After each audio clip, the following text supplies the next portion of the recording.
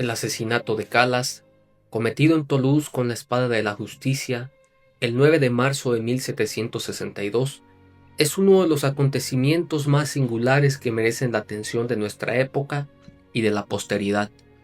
Se olvida con facilidad aquella multitud de muertos que perecieron en batalla sin cuento, no solo porque es fatalidad inevitable de la guerra, sino porque los que mueren por la suerte de las armas podían también dar muerte a sus enemigos y no caían sin defenderse. Ahí, donde el peligro y la ventaja son iguales, cesa el asombro e incluso la misma compasión se debilita.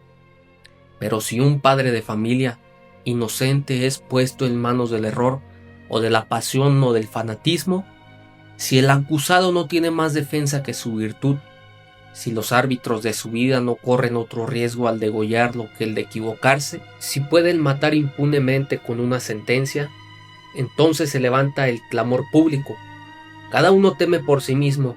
Se ve que nadie tiene seguridad de su vida ante un tribunal creado para velar por la vida de los ciudadanos, y todas las voces se unen para pedir venganza. Se trataba en este extraño caso de religión, de suicidio, de parricidio. Se trataba de saber si un padre y una madre habían estrangulado a su hijo para agradar a Dios, si un hermano había estrangulado a su hermano, si un amigo había estrangulado a su amigo, y si los jueces tenían que reprocharse haber hecho morir por el suplicio de la rueda a un padre inocente, o haber perdonado a una madre, a un hermano o a un amigo culpables. Juan Calas, de 68 años de edad, ejercía la profesión de comerciante en Toulouse desde hacía más de 40 años y era considerado por todos los que vivieron con él como un buen padre. Era protestante, lo mismo que su mujer y todos sus hijos, excepto uno que había jurado de herejía y al que el padre pensaba en una pequeña pensión. Parecía tan alejado de ese absurdo fanatismo que rompe con todos los lazos de la sociedad, que había aprobado la conversión de su hijo Luis Calas y tenía, además desde hace 30 años en su casa, una sirviente católica ferviente que había criado a todos sus hijos. Uno de los hijos de Juan Calas, llamado Marc Antony, era hombre de letras, estaba considerado como un espíritu inquieto, sombrío y violento. Dicho joven, al no poder triunfar ni entrar en el negocio, para lo que no estaba dotado, ni obtener el título de abogado, porque se necesitaban certificados de catolicidad que no pudo conseguir, decidió poner fin a su vida y dejó entender que tenía este propósito a uno de sus amigos. Se confirmó en esta resolución por la lectura de todo lo que se ha escrito en el mundo sobre el suicidio. Finalmente, un día en que había perdido su dinero al juego, lo escogió para realizar su propósito. Un amigo de su familia y también suyo, llamado Lavassy, joven de 19 años, conocido por el candor y la dulzura de sus costumbres, hijo de un abogado célebre de Toulouse, había llegado a Burdeos la víspera del 12 de octubre de 1761. Cenó por casualidad en casa de los Calas. El padre, la madre, Marc Antony, su hijo mayor, Pedro, el segundo, comieron juntos. Después de la cena se retiraron a una pequeña sala. Marc Antony desapareció.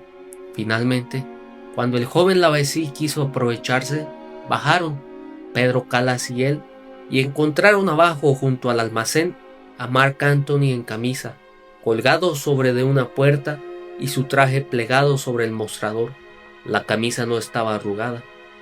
Tenía el pelo bien peinado.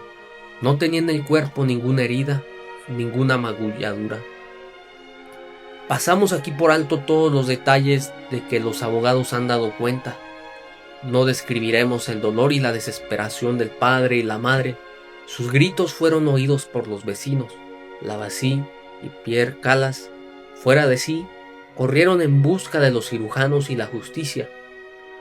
Mientras cumplían con este deber, mientras el padre y la madre sollozaban y derramaban en lágrimas, el pueblo de Toulouse se agolpó ante la casa. Este pueblo es supersticioso y violento. Considera como monstruos a sus hermanos si no son de su misma religión. Fue en Toulouse donde se dieron gracias solemnemente a Dios por la muerte de Enrique III, y donde se hizo el juramento de degollar al primero que hablase de reconocer al buen Enrique IV. Esta ciudad celebra todavía los años, con una procesión y fuegos artificiales, el día en que dio muerte a 4000 ciudadanos heréticos, hace 2 siglos. En vano, 6 disposiciones del Consejo han prohibido esta odiosa fiesta.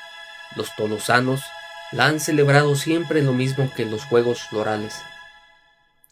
Algún fanático de entre el populacho gritó que Juan Calas había ahorcado a su propio hijo, Marc Antony. Este grito, repetido, se hizo unánime en un momento. Otros añadieron que el muerto debía jurar al día siguiente que su familia y el joven Lavassy le habían estrangulado por odio a la religión católica. Un momento ya nadie dudó de ello. Toda la ciudad estuvo persuadida de que es un punto de religión entre los protestantes el que un padre y una madre deban asesinar a su hijo en cuanto éste quiera convertirse al catolicismo. Una vez caldeados los ánimos, ya no se contuvieron. Se imaginó que los protestantes de Languedoc se habían reunido la víspera, que habían escogido por mayoría de votos un verdugo de la secta, que la elección había recaído sobre el joven Lavassy, que este joven, en 24 horas, había recibido la noticia de su elección y había llegado a Burdeos para ayudar a Juan Calas, a su mujer y a su hijo Pierre a estrangular a un amigo, a un hijo, a un hermano.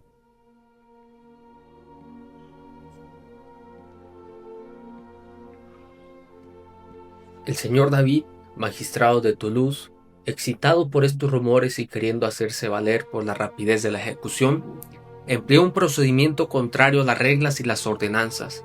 La familia Canas, la sirviente católica, Lavassy fueron encarcelados. Se publicó un monitorio no menos vicioso que el procedimiento. Se llegó más lejos. Marc Antony Calas habría muerto por calvinista, y si había alentado en contra de su propia vida, debía ser arrastrado por el dolor. Fue inhumado con la mayor pompa en la iglesia de San Esteban, a pesar del cura que protestaba contra esta profanación. Hay en Languedoc 4 cofradías de penitentes: la blanca, la azul, la gris y la negra. Los cofrades llevan un largo capuchón con un antifaz de paño, con 2 agujeros para poder ver. Quisieron obligar al señor duque Fitz-James, comandante de la provincia, a entrar en su cofradía, pero él se negó. Los cofrades blancos hicieron a Marc Antony Calas un funeral solemne, como a un mártir. Jamás iglesia alguna celebró la fiesta de un mártir verdadero con más pompa, pero aquella pompa fue terrible.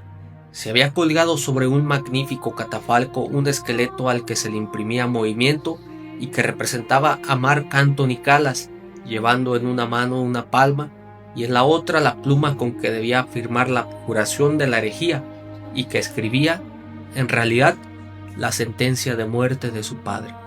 Entonces, ya no le faltó al desgraciado que había atentado contra su vida más que la canonización. Todo el pueblo lo miraba como un santo. Algunos le invocaban, otros iban a rezar sobre su tumba, otros le pedían milagros, otros contaban lo que había hecho. Un fraile le arrancó algunos dientes para tener reliquias duraderas. Una beata, algo sorda, dijo que había oído un repicar de campanas. Un cura, apoplético, fue curado después de haber tomado un emético. Se levantó acta de aquellos prodigios. El que escribe este relato posee una atestación de que un joven de Toulouse se volvió loco después de haber rezado varias noches sobre la tumba del 9 santo sin obtener el milagro que imploraba. Algunos magistrados eran de la cofradía de los penitentes blancos. Esta circunstancia hacía inevitable la muerte de Juan Calas. Lo que sobre todo preparó su suplicio fue la proximidad de esa fiesta que los tolosanos celebran todos los años en conmemoración de una matanza de 4000 hugonotes en el año de 1762. Era el año centenario. Se levantaba en la ciudad el triglado para esta solemnidad. Aquello inflamaba más aún la imaginación ya caldeada del pueblo. Se decía públicamente que el patíbulo en que Jean Calas sufriría el suplicio de la rueda constituiría el mayor ornato de la fiesta. Se decía que la providencia traía a ella misma aquellas víctimas para que ser sacrificadas a nuestra santa religión. 20 personas han oído este discurso, y aún más violentos, y esto en nuestros días, y en una época en la que la filosofía ha hecho tantos progresos, y en un momento en que 100 academias escriben para inspirar mansedumbre en las costumbres. Parece que el fanatismo, indignado desde hace poco por los éxitos de la razón, se debate bajo con ella con más rabia. 13 jueces se reunieron diariamente para substanciar el proceso. No se podía tener prueba alguna contra la familia, pero la religión, engañada, hacía veces de prueba. 6 jueces persistieron mucho tiempo en condenar a Juan Calas y a su hijo y a Lavasí al suplicio de la rueda, y a la mujer de Juan Calas a la hoguera. Otros 7 más moderados querían que por lo menos se reflexionase. Uno de los jueces, convencido de la inocencia de los acusados y de la imposibilidad del crimen, habló vivamente en su favor, opuso el celo del humanitarismo al celo de la severidad. Se convirtió en el abogado público de los Calas en todos los hogares de Toulouse, donde los gritos continuos de la religión equivocada reclamaban la sangre de aquellos desgraciados. Otro juez, conocido por su violencia, hablaba en la ciudad con tanto arrebato contra los Calas como el primero mostraba entusiasmo en defenderlos. Finalmente, el escándalo fue tan fuerte que uno y otro tuvieron que declararse incompetentes. Se retiraron al campo. Pero por una extraña desgracia, el juez favorable a los Calas tuvo la delicadeza de persistir en su recusación, mientras que el otro regresó a la ciudad para dar su voto contra aquellos que debía juzgar.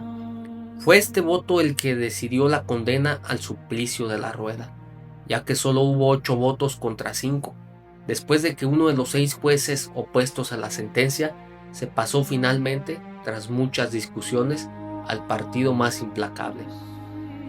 Parece que, cuando se trata de un parricidio y de condenar a un padre de familia al más espantoso suplicio, el juicio debería ser unánime, porque las pruebas de un crimen tan inaudito deberían ser una evidencia perceptible para todo el mundo.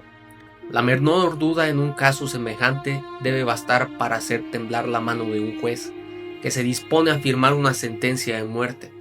La debilidad de nuestra razón y la insuficiencia de nuestras leyes se dejan notar todos los días, pero ¿en qué ocasión se descubre mejor su defectuosidad que cuando la preponderancia de un solo voto hace morir en el suplicio de la rueda a un ciudadano? En Atenas se necesitaba una mayoría de 50 votos para osar dictar una sentencia de muerte. ¿Qué se deduce de esto? Que sabemos, muy inútilmente, que los griegos eran más sensatos y más humanos que nosotros.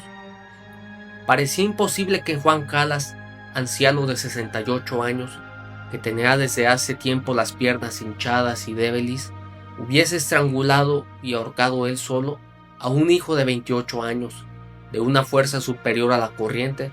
Era absolutamente preciso que hubiese sido ayudado en esta ejecución por su mujer, por su hijo Pierre, por su amigo Lavasí y por la criada. No se habían separado un solo momento de la noche de aquella fatal aventura. Pero esta suposición era también tan absurda como la otra, porque, como una sirvienta era fervorosa católica, habría podido tolerar que unos hugonotes asesinasen a un joven criado por ella para castigarle de amar la religión a aquella misma sirviente. ¿Cómo Lavasí habría venido expresamente de Burdeos para estrangular a su amigo, de quien ignoraba la pretendida conversión? ¿Cómo una madre amante habría puesto las manos sobre su hijo? ¿Cómo todos juntos habrían podido estrangular a un joven tan robusto como todos ellos, sin un combate largo y violento, sin gritos espantosos que habrían alertado a toda su vecindad, sin golpes repetidos, sin magallugaduras, sin ropas desgarradas? Era evidente que, si se había podido cometer el parricidio, todos los acusados eran igualmente culpables, porque no se habían separado ni un momento. Era evidente que no lo eran. Era evidente que el padre solo no podía hacerlo, y sin embargo, la sentencia condenó a este padre a expirar en la rueda. El motivo de la sentencia era tan inconcebible como todos los demás. Los jueces, que estaban decididos a condenar al suplicio a Juan Calas, persuadieron a los otros de que aquel débil anciano no podría resistir el tormento y que bajo los golpes de sus verdugos confesaría su crimen y el de sus cómplices. Quedaron confundidos cuando aquel anciano, al morir en la rueda, tomó a Dios por testigo de su inocencia y le conjuró a que perdonase a sus jueces. Se vieron obligados a dictar una segunda sentencia que se contradecía con la primera, poniendo en libertad a la madre, a su hijo Pierre y al joven Lavassy y a la criada. Pero al hacerles notar uno de los consejeros que aquella sentencia desmentía a la otra, que se condenaban ellos mismos, que habiendo estado siempre juntos todos los acusados en el momento en que se suponía haberse cometido el parricidio, la liberación de todos los sobrevivientes demostraba indefectiblemente la inocencia del padre de familia ejecutado. Tomaron entonces el partido de desterrar a Pierre Calas, su hijo. Este destierro parecía tan inconsecuente, tan absurdo como todo lo demás, porque Pierre Calas era el único culpable o inocente del parricidio. Si era culpable, había que condenarle a la rueda, como a su padre. Si era inocente, no debía ser desterrado. Pero los jueces, asustados del suplicio del padre y de la enternecedora piedad con que había muerto, pensaron salvar su honor, haciendo creer que concedían la gracia al hijo como si el perdonarle no hubiese sido una nueva prevaricación, y creyeron que el destierro de aquel joven, pobre y sin apoyo, al carecer de consecuencias, no era una gran injusticia, después de la que habían tenido la desgracia de cometer. Se empezó por amenazar a Pierre Calas en su celda, con tratarle como a su padre si no abjuraba de su religión. Esto es lo que atestigua a este joven bajo su juramento. Pierre Calas, al salir de la ciudad, encontró a un cura dedicado a hacer las convenciones que le hizo volver a Toulouse. Fue encerrado en un convento de dominicos y ahí se le obligó a practicar todos los ritos del catolicismo. Era en parte lo que se quería. Era el precio de la sangre de su padre, y la religión, a la que se había creído vengar, parecía satisfecha. Le fueron quitadas las hijas a la madre, encerrándolas en un convento. Esta mujer, casi regada por la sangre de su marido, había tenido a su hijo mayor muerto entre los brazos, viendo al otro desterrado, privada de sus hijas, despojada de todos sus bienes, se encontraba sola en este mundo, sin pan, sin esperanza, muriendo de los excesos de su desgracia. Algunas personas, después de un meditado examen de todas las circunstancias de aquella horrible aventura, quedaron tan impresionadas que presionaron a la viuda Calas, retirada en su soledad, para que osase acudir en demanda de justicia a los pies del trono. En aquellos momentos, aquella mujer no podía tenerse en pie, se extinguía, y además, habiendo nacido inglesa, trasplantada a una provincia de Francia desde su juventud, el mero nombre de la ciudad de París le espantaba. Imaginaba que la capital del reino debía ser aún más bárbara que la de Languedoc. Finalmente, el deber de vengar la memoria de su marido pudo más que su debilidad. Llegó a París a punto de expirar. Quedó asombrada al verse acogida y al encontrar socorros y lágrimas. En París, la razón puede ser más que el fanatismo, por grande que éste pueda ser. Mientras que en provincias el fanatismo domina siempre la razón, el señor Beaumont, célebre abogado del Parlamento de París, tomó primero su defensa y redactó una consulta que fue firmada por 15 abogados. El señor Lucy, no menos elocuente, compuso un memorial en favor de la familia. El señor Mariette, abogado del tribunal, escribió un recurso jurídico que llevó la convicción a todas las mentes. Estos tres generosos defensores de las leyes y la inocencia renunciaron en favor de la viuda al beneficio de las ediciones de sus alegatos. París y Europa entera se conmovieron y pidieron justicia juntamente con aquella mujer infortunada. La sentencia fue pronunciada por todo el público mucho antes de que pudiera ser dictada por el tribunal. La compasión penetró hasta el ministerio, a pesar del interrumpido torrente de los negocios que a menudo excluye la piedad, y a pesar de la costumbre de ver desgraciados que puede endurecer aún más el corazón, las hijas fueron devueltas a la madre. Se vio a las tres cubiertas de crespón y bañadas en lágrimas, haciéndolas verter a sus jueces. Pero esta familia todavía tuvo algunos enemigos, porque se trataba de la religión. Varias personas que llaman en Francia devotas dijeron con altivez que era preferible someter al tormento de la rueda a un viejo calvinista inocente que exponer a 8 consejeros de Languedoc a reconocer que se habían equivocado. Se utilizó incluso esta expresión: hay más magistrados que Calas. Y si se infería de esto que la familia Calas debía ser inmolada en honor a la magistratura, no se pensaba que el honor de los jueces consiste, como el de los demás hombres, en reparar sus faltas. No se cree en Francia que el Papa, asistido de sus cardenales, sea infalible. Se podría creer igualmente que 8 jueces de Toulouse tampoco lo son. Todo el resto de la gente sensata y desinteresada decía que la sentencia de Toulouse sería anulada en toda Europa, aunque consideraciones particulares impedirían la casación en el tribunal.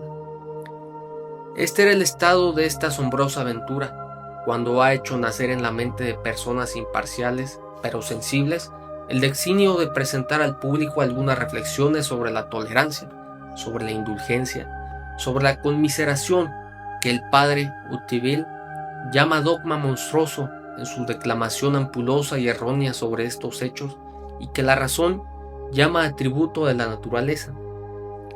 O bien los jueces de Toulouse, arrastrados por el fanatismo del populacho, han hecho morir en la rueda a un padre de familia inocente, lo que es algo sin ejemplo, o bien este padre de familia y su mujer han estrangulado a su hijo mayor, ayudados en este parricidio por otro hijo y un amigo, cosa que no existe en la naturaleza.